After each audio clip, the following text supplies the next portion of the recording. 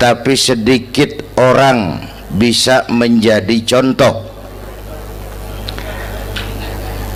Ngasih contoh mah gampang, jadi contoh susah. Karena beliau manusia. Laqad ja'akum rasulun min anfusikum. Kalau kambing disuruh nyontoh ayam, yang nyuruh nyontoh kagak punya pikiran, ya kagak level. Kambing mah nyontohnya kambing, kebo nyontohnya orang, nyontohnya orang. Makanya nabi kita orang, bukan malaikat, bukan jin, bukan dewa, manusia. Kalau manusia disuruh nyontoh manusia, itu perintah masuk akal, predispositionnya sama. Kalau disuruh nyontoh malaikat mah ribet kan. Malaikat bagaimana nyontohnya, dia mah tidur kagak, makan kagak, sama duit budeg, sama perempuan kagak open, lah susah nyontohnya. Ya, Superman tuh biar hebat nggak bisa dicontoh Superman, bagaimana terbangnya, lagian pakai celana dalam di luar ban, nggak bisa dicontoh Superman mah. Nabi kita manusia utuh, cuman sungguh pun manusia, kualitasnya beda. Ini namanya basyarun la kal basyari, manusia memang, tapi jangan samain, bobot bibitnya beda. Contoh, kita nih manusia, kita tidur. Nabi kita manusia, beliau tidur. Tidur Nabi, tidur mata doang, hatinya nggak pernah tidur. Tuh bedanya sama kita tuh. Tidur kita keblek, asal tidur habis-habisan. Lagi kita manusia, kita keringetan. Nabi kita manusia, keringetan. Keringet Nabi harum wangi, bau minyak kasturi, zaman belum ada parfum. Keringet kita udah rasain aja masing-masing dah, jangan pakai dikebet udah.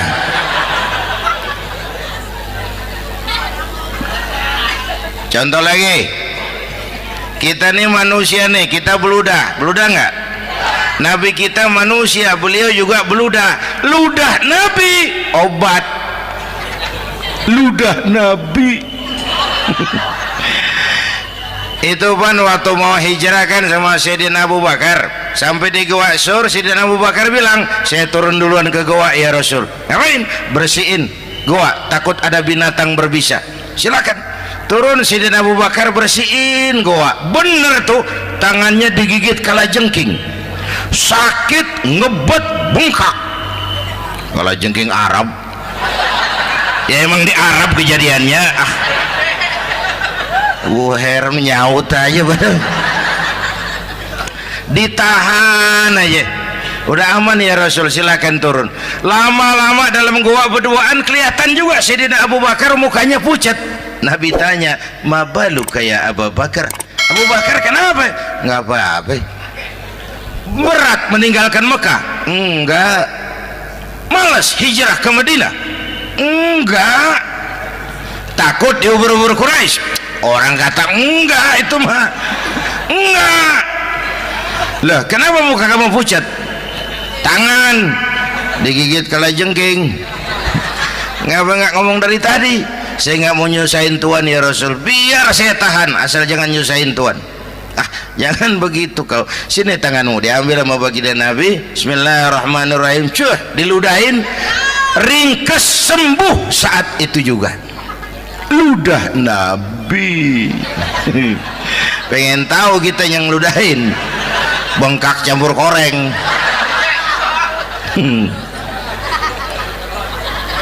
Satu tuh alasannya kenapa Nabi dijadikan contoh, karena manusia. Kalau manusia disuruh nyontoh manusia pasti bisa dong ya. Yang kedua, karena tadi kata Bang Haji Omar, pribadinya itu pribadi yang multidimensi. Mau nyontoh apa?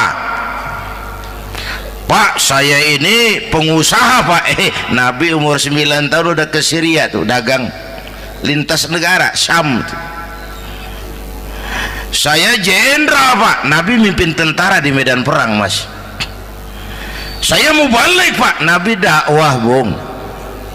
Saya guru Pak. Nabi ngajar Mas. Innama bu'istu mu'alliman. Aku diutus sebagai guru, guru umat, guru bangsa. Saya politisi Pak. Nabi diplomat ulung Bung. Saya presiden Pak. Nabi mimpin bangsa dan negara Mas. Saya kepala rumah tangga Pak. Nabi punya anak bini Bang. Ayo lempengan mana dulu cari ngomong. Malah Nabi Isa tuh nggak bisa jadi contoh bagaimana membina rumah tangga bahagia. Bagaimana membina rumah tangga bahagia menurut contoh Nabi Isa? Nggak ada Mas. Kenapa? Nabi Isa belum sempat kawin. Ya Nabi Isa belum sempat kawin. Ada pengikut Nabi Isa menyangka nggak kawin ajaran Nabi Isa, pada ngikut lagi nggak kawin. Tuh pastor tuh mubazir. Nah, orang dikasih perabotan. Bang bener, saya kalau dalam Islam kiai kagak boleh kawin, saya pilih berhenti jadi kiai. Kalau kagak ada giro-giroan, botak rambut.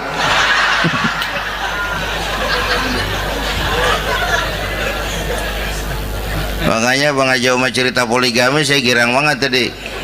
Bukan yang ngomong ahlinya soalnya.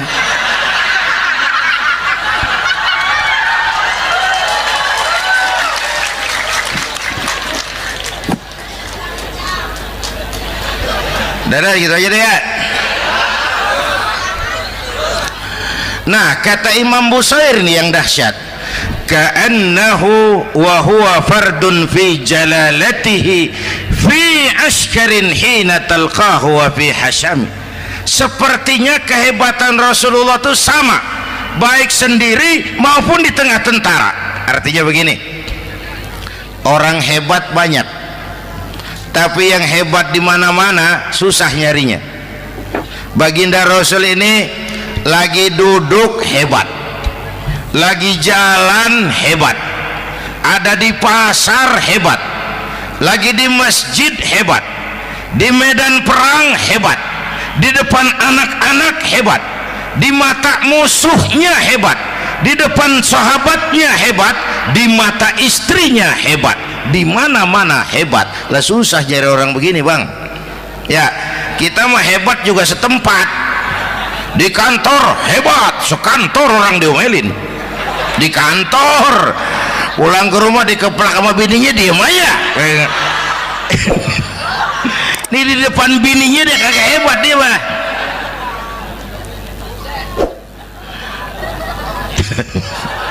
Oke, lalu kalau begitu soalnya apa yang mau kita contoh? Saya sampaikan 3 aja.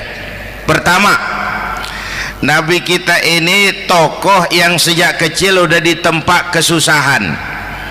Bu, tadi kata Bang Haji, Islam mengangkat derajat kaum perempuan karena perempuan banyak melahirkan orang besar.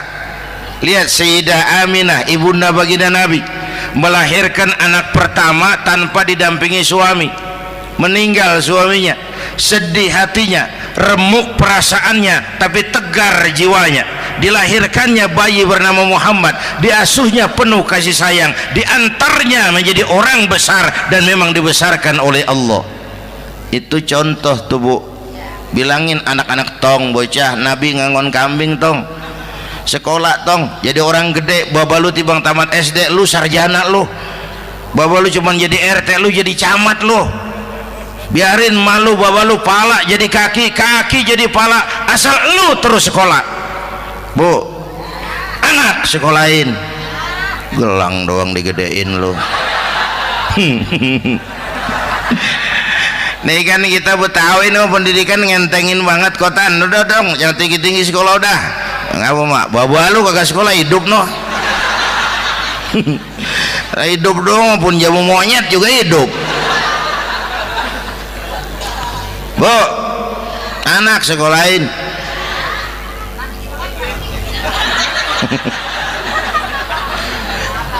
Mahatma Gandhi, oh kecilnya begeng ceking cacingan leatim, emaknya tuh Gandhi sekolah nak, Gandhi belajar nak, Gandhi jadi orang besar nak, kalau perlu belajar ke Inggris biar Inggris menjajah kita, nggak apa-apa kau sekolah ke Inggris tapi jangan jadi Inggris nak, jangan pacaran sama bule, jangan sentuh minuman keras. Gandhi jadi orang besar. Mahatma Gandhi tumbuh karena dorongan emak.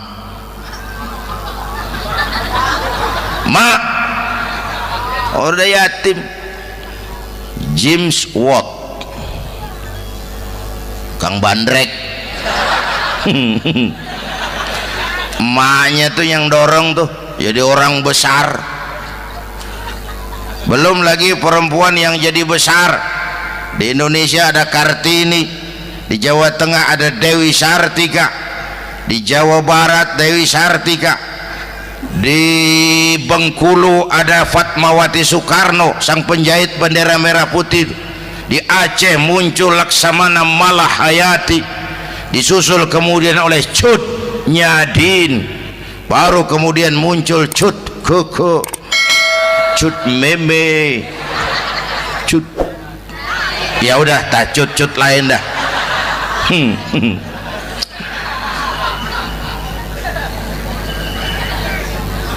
Nabi ke remajanya nggak dikolokin, tegar, tahan bantingan, nggak cengeng. Begini bang, kalau bahasa kita nih, bahasa Betawi nih, orang mah bang kalau udah biasa susah ketemu susah nggak kaget udah. Ya kita Betawi kan mah susah udah nukangin. Susah mulu. Saya santri nih biasa makan kangkung, datang ke rumah temen dikasih kangkung, makanan gue ini mat, dikasih daging ayam lah nambah, emang apa? Orang mah kalau biasa susah enak nggak kagetan. Saya santri biasa tidur di masjid, disuruh nginep di hotel lah pules nggak? Tapi yang biasa tidur di hotel suruh nginep di masjid encok. Makanya kemarin tuh waktu menteri-menteri baru dilantik tuh saya ngarepin tuh mudah-mudahan nih menteri ini begitu dilantik bacaannya nawaitu sauma ghadin. Lu pada niat puasa dulu dah, entaran. Puasa kan bukan kagak boleh, nunda doang, nunda puasa mah. Tempe boleh maghrib, tahu boleh maghrib, air kelapa boleh maghrib. Lu menteri pada mau naik mobil mewah boleh ntar kalau ekonomi udah mendingan, rakyat udah pada legaan napasnya. Ya sebab apa? Itu duit buat mobil para menteri kan duit negara, duit negara kan duit rakyat, duit rakyat kan duit gue juga, itu ada di situ, gue bayar pajak. Sayangnya kebanyakan pejabat kita asal dilantik aja bacaannya Allahumma lakasumtu, niat buka puasa. Orang buka puasa kan kemaruk apa jadi gares ya. Bu, jadi benar Islam mengangkat harkat, derajat, martabat kaum perempuan. Kata Bang Haji Umar tadi, dengar nggak tuh? Waktu Nabi ditanya, ya Rasul, siapa yang paling harus saya taati di dunia? Ibumu. Setelah itu ibumu. Setelah itu ibumu. Setelah itu bapakmu. Ibu 3 kali disebut, bapak coba pikirin, ibu 3, bapak 1 bapak. Ini bagaimana ngitungnya, jadi kerok begini nih ngitung nih.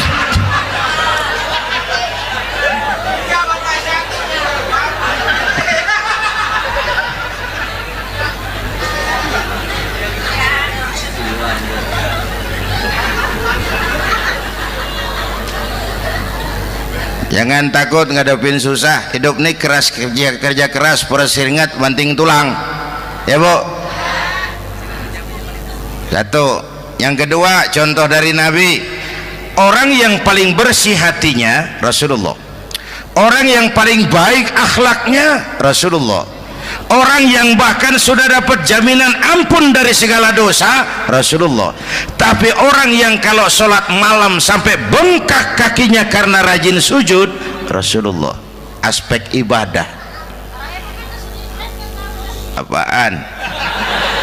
Hei, diam-diam giliran gue ini ngomong.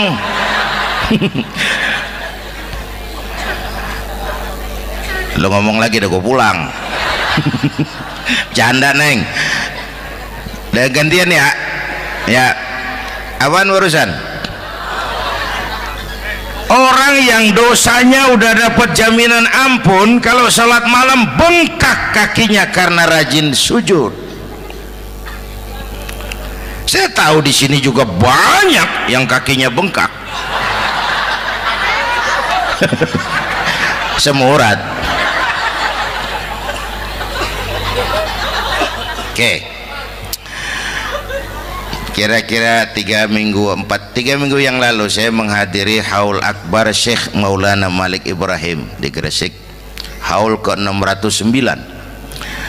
Dari situ saya ke Surabaya ikut zikir sama keluarga besar Tarbiyatul Qulub. Waktu zikir saya terkejut, ada kalimat yang dibaca ratusan kali menyentak perasaan saya. Kalimatnya sederhana, kita hafalah, yaitu kalimat ana Abdullah. Dibaca ratusan kali, ana Abdullah, ana Abdullah, ana Abdullah, ana Abdullah. Buat saya itu menyentak karena memperteguh komitmen saya hamba Allah, saya hamba Allah. Ah, itu mah Pak Zainuddin kan biasa, itu mah kita semua juga hamba Allah. Betul. Ayo kita bikin luar biasa. Saya mau tanya, Bapak, Ibu hamba Allah apa bukan? 3 orang. Ibu hamba Allah apa bukan? Hamba Allah. Kata siapa? Nah, kata ibu sendiri. Kalau kata sendiri pan namanya pan ngaku. Ya, orang ngaku mah boleh dong, tiba ngaku namanya juga ngaku. Cuman diakuin apa enggak kita pan belum tahu. Ngaku mah murah, diakuin mahal. Ya, yang gampang dah. Ibu kenal sama Presiden SBY? Kenal. Presiden SBY kenal sama ibu? Lo ngaku, lo ngaku.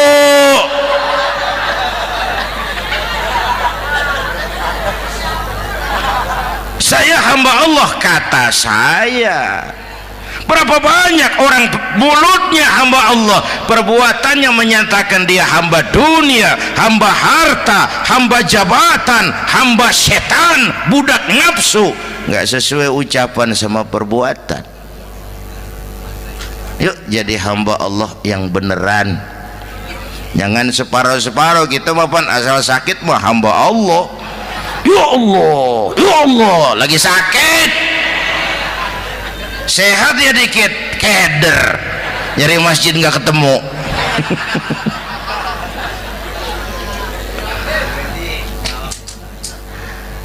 Apalagi kata Bang Haji tadi nih, kita nih kan zaman entertain nih, orang pada pinter bikin bungkusan sekarang Bang. Ya, abad entertain, orang pada bangun pencitraan. Tadi itu kiai sama dukun tipis bedanya. Dukun pada pasang iklan sekarang, ketik reg. Waduh, sampean lahir hari Selasa, nggak cocok di air, ono di hutan sono. Larang udah dagang es jadi berhenti, nggak cocok di air.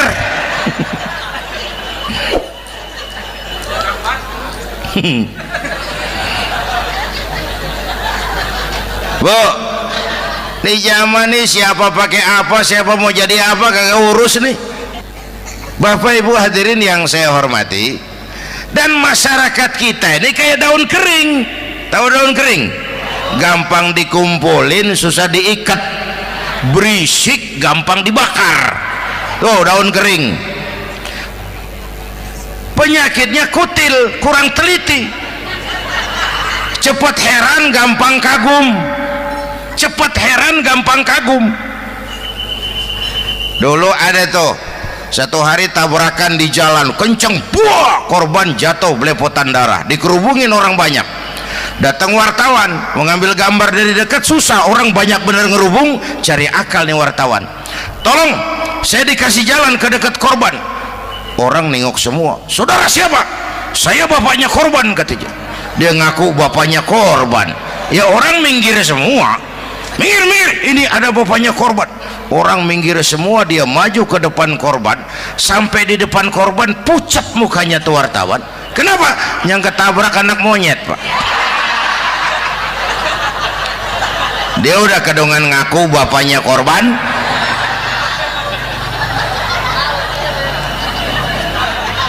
Bu, ini cerita pendek tapi pesannya lumayan nih.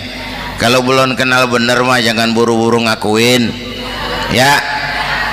Dia kagak tahu yang ketabrak siapa, main ngakuin aja, saya bapaknya korban. Lu makan lu jadi bapak monyet, sono lu. Makanya jagain kampung kita nih, jangan kemasukan yang aneh-aneh, ya. Nabi palsu, aliran aneh, ya ini bid'ah, itu bid'ah kuno yang kayak begitu. Capek kita ngurusin begitu, udah kelewatan, ya. Yang tahlil mah terusin, yang kagak suka nggak apa-apa, cuman jangan ngomelin yang tahlil. Orang tahlil juga pakai dalil. Yang mabok masih banyak, yang tahlil diomelin. Kita nih kayak kurang kerjaan, akhirnya rame turu-turu kita. Padahal yang harus kita kembangkan kan rukun antar umat seagama, rukun antar umat beragama, rukun antar umat beragama dengan pemerintah, kata Bang Haji Omar tadi. Rukun antar umat seagama, turu-turu kita muslim nih kudu rukun. Beda pendapat boleh, marahan jangan, ya. Tangan kanan sama tangan kiri juga beda, cuman rukun. Asal kiri gatal nih, kanan kagak diundang, dia aja datang aja nggak rukin.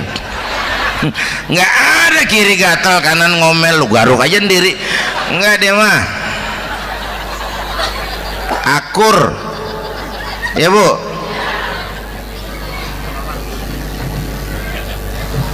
Yang kedua rukun antar umat beragama.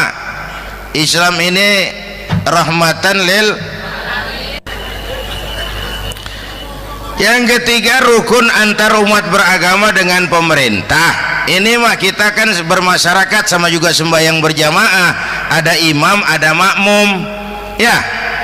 Nih rakyat kalau jadi pemilih yang pintar ke depan, mau memilih wali kota kayak gubernur kayak presiden kayak. Sebab apa? Sholat berjamaah kan siapa makmum kagak penting, Bang. Makmum mah siapa aja boleh, ya. Tiba ngikutin dia mah, ngaji dia mah gimana kayak nggak ada bab pemilihan makmum. Nggak usah, makmum mah kagak usah dipilih, siapa aja boleh, ya. Bang, tuh orang budak, Bang, boleh jadi makmum. Bacanya kagak fasih, boleh jadi makmum. Ketinggalan satu rakaat, boleh jadi makmum. Tapi nggak tiap orang boleh jadi imam. Siapa yang dipilih jadi imam? Pertama a'lamuhum, kata Nabi. Orang yang paling alim di kampungmu siapa? Angkat jadi imam. Yang paling alim, bukan yang paling tua. Tua juga kalau kejemur kisut. Dulu tuh Nabi Adam waktu diangkat jadi khalifah kan bekalnya apa? Wa 'allama Adam al-asma'a kullaha. Al-asma' ay al-ulumul katsirah. Dulu zaman Fir'aun perang sihir sama Musa, sekarang perang visi dan misi. Punya ilmu, Bu, ngerti urusan dari tetek sampai bengeknya. Kalau ngikutin imam yang alim pan enak, bisa dipertanggungjawabkan. Hati-hati milih pemimpin, maksudnya, Bu, jangan terjebak oleh penampilan. Emas pasti kuning, Benar? Apa semua yang kuning pasti emas? Udah paham dulu.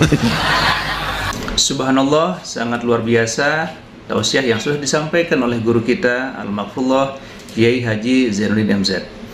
Sahabat beriman yang dimuliakan Allah, tetaplah di channel ini karena masih banyak lagi hal-hal menarik yang akan disampaikan oleh guru kita Al-Maghfurullah Kiai Haji Zainuddin MZ. Maka dari itu tetaplah di channel ini dan mari kita lanjutkan kembali. Selamat mendengarkan. Ustadz, kenapa? Di kampung saya ada 2 orang alimnya sama. Yang mana yang jadi imam? Afsahuhum, yang lebih fasih lidahnya. Yang satu alim pelok, yang satu alim kagak pelok. Nah, yang kagak pelok suruh jadi imam. Kenapa? Nggak sah orang fasih bermakmum kepada imam pelok. Ustadz, imam pelok, makmum pelok semua. Sah. Namanya kampung pelok, biarin, susah diurusin udah itu. Apa sih artinya fasih? Yang enak deh, nyambung. Pegel kalau punya pemimpin kagak nyambung sama rakyat. Ya, rakyat mau yang ngidul deh ngalor, rakyat mau yang ngulon deh ngetan. Lah kan capek rakyat, kagak nyambung.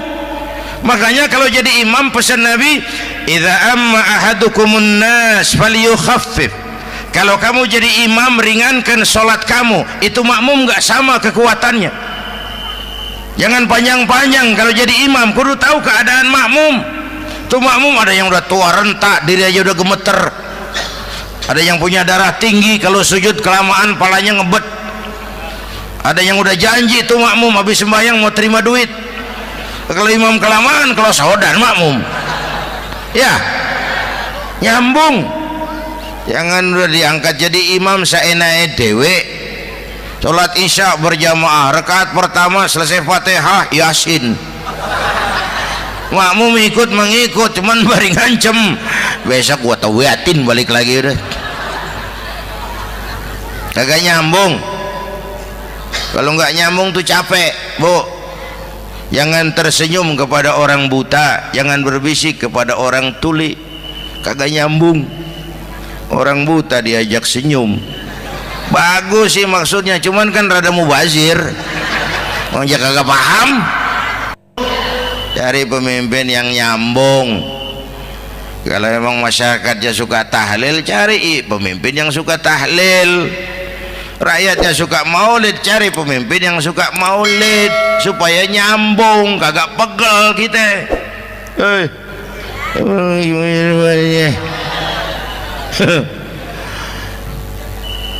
Bapak Ibu hadirin, saya balik urusan kita. Nyontoh Nabi ibadahnya luar biasa. Bu, kita ini perlu Allah. Kita ini perlu Allah. Semua kita perantau di bumi Allah ini. Perantau pasti pulang.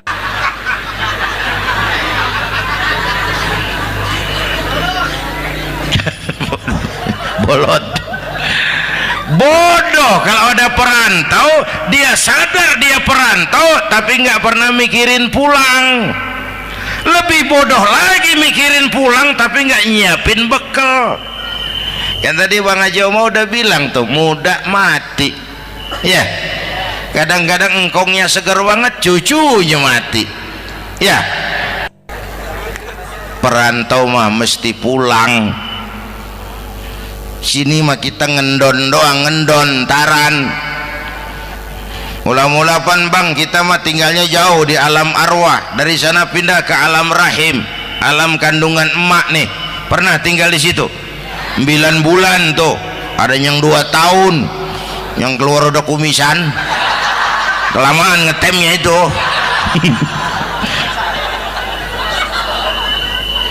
Dari sisi ini mau pantas ibumu, bapakmu, karena alam rahim, fisik dan psikis emak lebih capek dari kita bapak.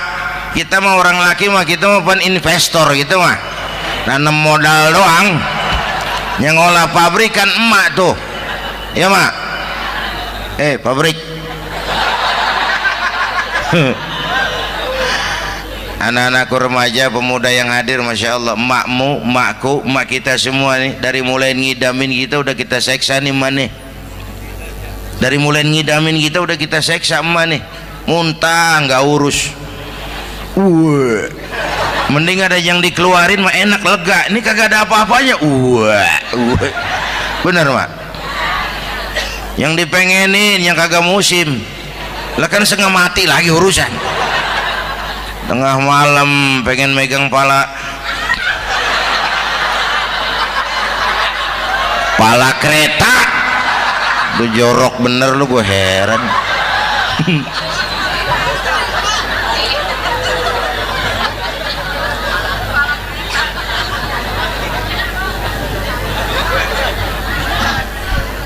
Bapak Ibu hadirin, yang ketiga terakhir, contoh dari baginda Nabi, modal utama perjuangannya adalah akhlak.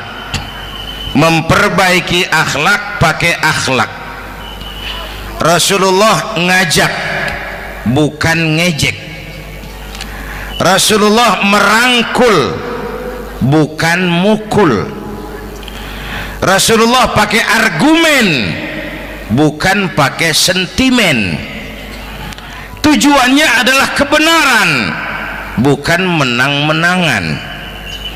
Prinsip dakwahnya basyiru wala tunaffiru, yassiru wala tu'assiru. Gembirakan orang, jangan ditakut-takutin. Mudahkan urusan orang, jangan dibikin sulit. Di masyarakat memang mendingan rakyat rendah berakhlak tinggi daripada pejabat tinggi berakhlak rendah. Dulu tahun 50-an orang kita kalau pergi haji ke Mekah 6 bulan. 6 bulan tuh orang udah pada lupa aja baru pulang. 6 bulan yang ada cuman kapal laut, Mekah Madinah onta, banyak rampok lagi di gurun pasir Baduy itu. Dulu orang tua kita belajar manasik, kalian belajar silat. Sekarang karena kemudahan kemajuan ilmu menciptakan Boeing memotong waktu 5 bulan, orang pergi haji cukup sebulan. Bapak Ibu hadirin yang saya hormati, oleh karena itu menjaga nilai-nilai akhlak itu penting. Kepada siapa kita harus berakhlak? Pertama, kita harus berakhlak kepada Allah. Bagaimana caranya? Jangan menyekutukannya dengan sesuatu pun. Yang kedua, jangan menyembah kecuali hanya kepadanya. Yang kedua, kita harus berakhlak kepada sesama tadi itu. Yang ketiga, kepada lingkungan. Saya dulu masih zaman ada almarhum kakek saya, engkong. Kampung saya banjir, air masuk ke rumah. Saya teriak, "Kong, banjir, Kong." Engkong saya ketawa, "Biarin, bukan salah air." Habis, salah lo. Salah kita bagaimana, Kong? Lah lo tempat air lo tempatin. Yang punya tempat datang ya kagak ngerti, ini tempat gua, ini di sini nggak pada lo, lah banjir. Engkong saya nggak makan bangku sekolahan, tapi wise pak. Air kan bukan musuh, air kan temen kan kudu punya tempat. Lalu kagak punya tempat, pantas kemana dengan ayam, banjir. Ya, dulu saya remaja ngaji babul istinja, kiai ngajar makruh buang air kecil di tanah berlubang. Saya tanya, kenapa makruh kiai? Pertama, untuk alasan kesehatan, siapa tahu di lubang yang kamu kencingi ada gas beracun. Kalau tidak kiai, kalau tidak maka artinya melindungi binatang yang ada di dalam lubang. Siapa tahu di lubang yang kamu kencingin ada semut sedang rapat membahas laporan Susno 2Ji. Apa dosanya lalu mati dikencingin? Ini namanya rahmatan li semut. Saya mau bilang alam sekarang tidak seramah dulu karena kita juga nggak ramah sama alam. Bapak Ibu hadirin yang saya hormati, padahal watak Islam rahmatan lil alamin. Alhamdulillahirabbil alamin. Demikian kajian yang sangat luar biasa yang sudah disampaikan oleh guru kita Al-Maghfurullah Kiai Haji Zainuddin MZ. Tentunya banyak sekali ilmu, hikmah dan manfaat yang bisa kita jadikan pelajaran dalam kehidupan kita sehari-hari. Sahabat beriman yang dimuliakan Allah, mari kita doakan guru kita, semoga beliau dilapangkan kuburnya dan diampuni segala dosa-dosanya. Amin ya rabbal alamin. Dan buat sahabat semua yang sudah setia menyimak tausiah ini sampai selesai, saya ucapkan terima kasih banyak. Semoga Allah Subhanahu wa taala senantiasa selalu melimpahkan segala rahmat dan karunia-Nya kepada sahabat semua. Selalu diberikan kesehatan, dimudahkan segala urusannya, dan dilancarkan rezekinya.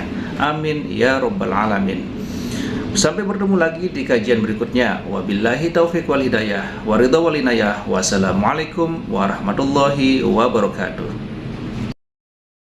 Setelah kita mendengarkan bersama kajian yang sangat luar biasa dari guru kita Al-Makfurullah Kiai Haji Zainuddin MZ, sekarang mari kita lanjutkan aktivitas kita masing-masing. Doa dan harapan saya semoga sahabat semua selalu diberikan kesehatan, dimudahkan segala urusannya, dan dilancarkan rezekinya. Amin ya rabbal alamin. Sampai bertemu lagi di kajian berikutnya. Wabillahi taufiq wal hidayah. Wassalamualaikum warahmatullahi wabarakatuh.